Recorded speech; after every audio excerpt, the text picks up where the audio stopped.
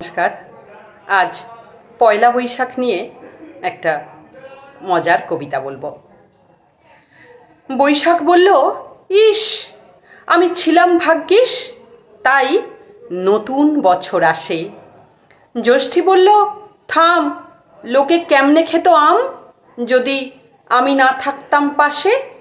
আষাঢ় বলল, থাক তোদের বর্ষপতি রাখ, আমি বাঁচাই গরমের শেষে।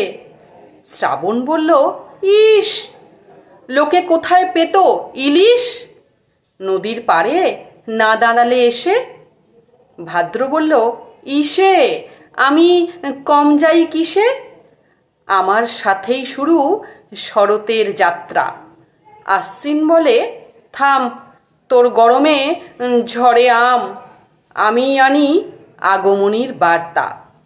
কার্তিক বলে, বেটা তোদের ঝগড়া এবার মেটা, চেয়ে দেখ গায়ে নবান্নের সুর। অগ্রহায়ণ বলে, ঠিক বলেছিস, সঠিক আনন্দের মাঝে ঝগড়া থাকুক দূর।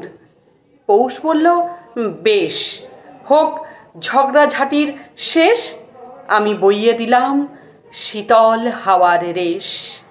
মাঘ বলল, ওরে তুই টেক্কা দিবি মোরে, আমি না থাকলে লেপের মজা শেষ। ফাগুন বলল, দেখ আমি এনেছি রঙের ব্যাগ, রঙিন ফুলে বৃক্ষ উঠবে দুলে।